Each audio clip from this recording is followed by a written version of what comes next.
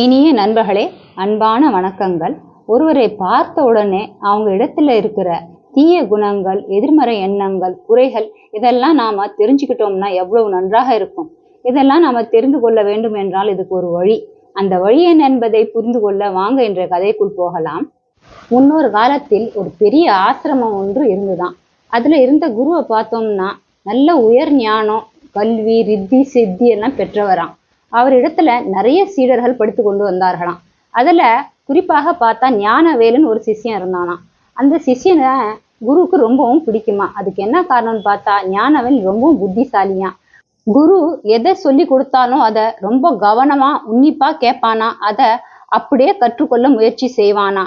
அது மட்டும் இல்ல, மேலும் மேலும் கற்றுக்கொள்ள வேண்டும் என்ற ஆசை அவனுக்கு ரொம்ப அதிகமா இருந்துதான். அதனால குரு எதை சொன்னாலும் அதை அப்படியே கேட்பானா. அதனாலேயே குருவுக்கு ஞானவேல் என்ற ஒரு தனி மதிப்பா, தனி பிரியம் இருந்துதான்.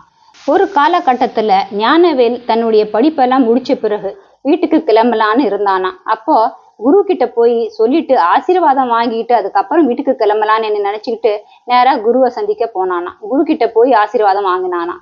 குருவும் ஞானவேலுக்கு ஆசீர்வாதம் பண்ணாராம். ஆசீர்வாதம் பண்ணிட்டு ஞானவேல் கிட்ட ஒரு முகம் பார்க்குற கண்ணாடியை கொடுத்தாராம். அந்த கண்ணாடியை கொடுத்துட்டு ஞானவேல் கிட்ட சொன்னாராம், இந்த கண்ணாடியில யார் முகத்தை நம்ம பார்க்குறோமோ அவங்களுடைய குணங்கள், அதாவது அவங்களுக்குள்ள தீய குணங்கள், எதிர்மறை எண்ணங்கள், குறைகள் எல்லாமே நமக்கு தெரிஞ்சிடும்.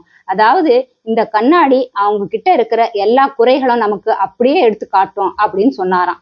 இதை நீ வச்சுக்கோ அப்படின்னு சொல்லிட்டு அந்த கண்ணாடிய ஞானவேல் கையில கொடுத்தாராம். ஞானவேல் அந்த கண்ணாடியை வாங்கின உடனே முதல்ல குருவோட முகத்தை பார்க்கலான்னு குரு முகத்தை பார்த்தானா. குரு முகத்தை பார்த்த உடனே குருக்குள்ள இருந்த கோபம், மோகம், அகங்காரம், கர்வம், பற்று அப்படின்னு பல தீய குணங்கள், எதிர்மறை எண்ணங்கள், குறைகள்லாம் ஞானவேலுக்கு தெரிஞ்சுதான். ஞானவேலுக்கு ரொம்பவும் ஆச்சரியமா இருந்துதான். நம்ம குருவை எவ்வளவு உயர்வா நினைச்சோம். அவருக்குள்ள எந்த ஒரு தீய குணங்களோ இல்ல குறைகளோ இருக்கவே இருக்காதுன்னு நம்ம நினைச்சோம். அப்படிப்பட்ட ஒரு மனுஷனுக்கு இவ்வளவுலாம் தீய குணங்கள் அவரும் எண்ணமும் நிறைந்திருக்காரே அப்படின்னு நினைச்சுக்கிட்டு அப்ப குரு இடத்துல எதுவுமே சொல்லாம குருக்கு வணக்கத்தை சொல்லிட்டு அங்கிருந்து ஞானவேல் கிளம்பி நேரா வீட்டுக்கு வந்து சேர்ந்தானா. வீட்டுக்கு வந்து சேர்ந்த பிறகு யோசனை பண்ணானா, சரி இப்ப நம்ம அம்மா அப்பா இங்க இருக்கிறாங்க, இந்த கண்ணாடி மூலமா அவங்களுக்குள்ள என்ன குறை நேரம் இருக்குதுன்னு நம்ம பார்க்கலாம் அப்படின்னு நினைச்சிட்டு அந்த கண்ணாடியை வைத்து அவங்களுடைய அம்மா அப்பா முகத்தை பார்த்தானா. அவங்க அம்மா அப்பா முகத்தை பார்த்தாலும் அதுலயும் கோபம், காமம், அகங்காரம், போட்டி, பொறாமை, சோம்பல்னு பல குறைகளும் பல தீய குணங்களும் எண்ணங்களும் நிறைந்து இருந்ததாம். அதை பார்த்த உடனே ஞானவேலுக்கு ஒன்றும் புரியலையா. நம்ம அம்மா அப்பாவை நம்ம எவ்வளவு உயர்வான ஸ்தானத்துல வச்சு யோசனை பண்ணோம். நம்ம அம்மா அப்பா கிட்ட எந்த குறையுமே இருக்காதுன்னு நினைச்சோம். ஆனா இவங்க இடத்துலயும் இவ்வளவு குறைகள் இருக்குதே அப்படின்னு நினைச்சுக்கிட்டே அங்கிருந்து வீட்டை விட்டு வெளியே வந்தானா. வீட்டை விட்டு வெளியே வந்து அக்கம் பக்கத்து வீட்டுல இருக்கிறவங்க முகத்தை பார்க்க ஆரம்பிச்சானா. கூட இருக்க நண்பர்கள் முகத்தை பார்க்க ஆரம்பிச்சானா. யார் முகத்தை பார்த்தாலும் அந்த கண்ணாடி மூலமா அவங்களுக்குள்ள இருக்கிற குறைகள் எல்லாம் தெரிய ஆரம்பிச்சுதான், தீய குணங்கள் தெரிய ஆரம்பிச்சுதான், எதிர்மறை எண்ணங்கள் தெரிய ஆரம்பிச்சுதான். யார் ஒருத்தருமே இது வரைக்கும் அந்த கண்ணாடியில பார்த்தவங்க நல்ல குணங்களோட இருக்கவே இல்லையா. எல்லாருக்குமே உள்ள ஏதாவது ஒரு தீய குணங்கள், எதிர்மறை எண்ணங்கள், குறைகள் இருக்கதான் செய்துதான். அப்போ ஞானவேலுக்கு தோணுச்சான், ஒருவேளை இந்த கண்ணாடி தவறுதலா காட்டுதோ. இந்த கண்ணாடி இது வரைக்கும் யாரையுமே நல்ல எண்ணங்கள், நல்ல இதயக்காரங்களோட நல்ல குணங்கள் நிறைந்தவங்களா யாரையுமே காட்டவே இல்லையே. அதனால இந்த கண்ணாடி தான் தவறுதலா இருக்கும்னு நான் நினைக்கிறேன். இதை கொண்டு போய் குரு கிட்ட கேட்டாதான் இதுல இருக்கிற விஷயம் நமக்கு புரியும் அப்படின்னு சொல்லிட்டு ஞானவேல் நேரா அந்த கண்ணாடியை எடுத்துட்டு போய் குரு கிட்ட சேர்ந்தானா.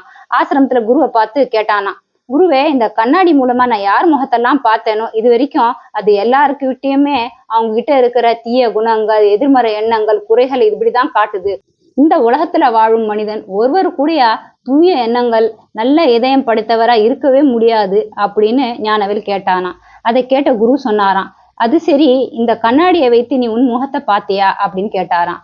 அதை கேட்ட ஞானவேல் சொன்னானா, இல்ல குரு, இது வரைக்கும் நான் என் முகத்தை பார்க்கலன்னு. அப்போ குரு சொன்னாராம், இந்த கண்ணாடியை கொண்டு முதல்ல நீ உன் முகத்தை பாரு, அதுக்கப்புறம் உனக்கு புரியும் அப்படின்னு சொன்னாராம்.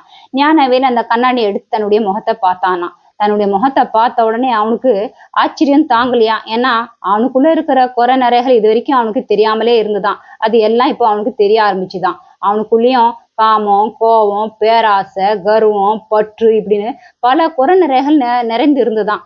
அப்பதான் அவனுக்கு புரிய வந்துதான், இது என்னடா இந்த கண்ணாடி எனக்குள்ள இருக்கிற குறைகள் எல்லாம் எடுத்து காட்டுது, அப்போ நமக்குள்ள இந்த குறைகள் எல்லாம் இருக்கதான் செய்யுது, அதனாலதான் மற்றவர்கள் இடத்திலையும் உள்ள குறைகள் எல்லாம் இந்த கண்ணாடி எடுத்து காட்டியது. அப்போ இந்த கண்ணாடி சொல்வது உண்மைதான், இந்த உலகத்துல வாழும் எல்லா மனிதர்களும் குறை நிறைகளோட தான் வாழ்க்கை வாழ்கிறார்கள் போல இருக்கு அப்படின்னு புரிஞ்சுக்கிட்டு குரு கிட்ட ஞானவேல் சொன்னானா. குரு இப்ப எனக்கு புரியுது, இந்த கண்ணாடி எனக்குள்ள இருக்கிற குறைகள் எல்லாம் எடுத்து காட்டுது அப்படின்னா இந்த கண்ணாடி சொல்வதெல்லாம் உண்மைதான், அப்போ இந்த உலகத்துல யாருமே நல்லவங்களே கிடையாதா அப்படின்னு ஞானவேல் கேட்டானா.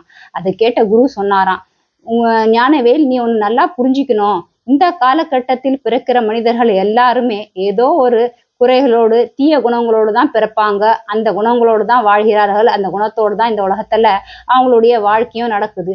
அதனால நாம தீய குணங்கள், எதிர்மறை எண்ணங்கள், குறைகள்னு தேட போனோம்னா எல்லாருக்குள்ளயுமே இது இருக்கதான் செய்யும். அதனால இதெல்லாம் தேடாம உனக்குள்ள இன்னும் தீய குணங்கள் இருக்கு, எதிர்மறை எண்ணங்கள் இருக்கு, குறைகள் இருக்கு, அதை மட்டும் நீ பாரு.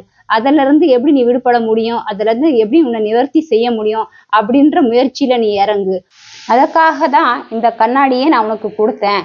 அதனால நம்மளுக்குள்ள இருக்கிற குறைகளை புரிந்து கொண்டு யார் ஒருவர் தன்னைத்தானே மாற்றிக்கொள்ளும் என்ற எண்ணங்களோடு வாழ்க்கையை வாழ்கிறார்களோ அவங்களுக்கு நிச்சயமாக மற்றவர்களிடத்தில் இருக்கிற குறைகளோ அவங்களுக்குள்ள இருக்கிற எதிர்மறை எண்ணங்களோ இல்ல தீய குணங்களோ பெரிதாக பாதிப்பை ஏற்படுத்தாது. ஏன்னா அவங்க தன்னைத்தானே மாற்றிக்கொள்ளும் போது அவங்க மற்றவங்களுக்கு இடையில இருக்கிற நல்ல குணங்களை தான் அவங்க பார்க்க ஆரம்பிப்பாங்களே தவிர அவங்க கிட்ட இருக்கிற தீய குணங்களோ குறைகளோ அவங்க பெருசா மதிக்க மாட்டாங்க. ஆகையால இதை புரிந்து கொண்டு உன் வாழ்க்கையில இனிமேல் நீ உனக்கு இருக்கிற தீய குணங்களை வந்து விடுபடுறதுக்கான முயற்சியில மட்டும் ஈடுபடு அப்படின்னு சொல்லிட்டு அந்த கண்ணாடியை மறுபடியும் ஞானவேல் கையில கொடுத்தாராம். எனவே நண்பர்களே, நாமும் இந்த கதையில வந்த ஞானவேல் போலவே மற்றவர்களிடத்தில் உள்ள தீய குணங்கள், எதிர்மறை எண்ணங்கள், குறைகளை தெரிந்து கொள்ள ஆவலாக இருக்கிறோமே தவிர அதே போலதான் நமக்குள்ளும் பல தீய குணங்கள், எதிர்மறை எண்ணங்கள், குறைகள் இருக்கிறது என்பதை முற்றிலும் மறந்து விடுகிறோம். எனவே நாம புரிந்து கொண்டோம், மனிதனா பிறக்கிறவங்க இந்த சமயத்துல யாராக இருந்தாலும் சரி 100% பர்ஃபெக்ட்னு சொல்லவே முடியாது. எனவே மற்றவர்களின் குறைகளை பார்க்காமல் அவர்களிடத்தில் உள்ள நல்ல குணங்களையே பார்ப்போம். மீண்டும் ஒரு நல்ல கதையுடன் உங்களை சந்திக்கிறேன். அதுவரை மகிழ்ச்சியாக இருங்கள், மற்றவர்களையும் மகிழ்ச்சியுடன் வைத்துக் கொள்ளுங்கள். பிடித்திருந்தால் லைக், ஷேர் அண்ட் சப்ஸ்கிரைப் பண்ணுங்க. உங்களுடைய கருத்துகளையும் மறக்காம கமெண்ட் செக்ஷன்ல சொல்லுங்க. வாழ்க வளமுடன். நன்றி. ஓம் சாந்தி.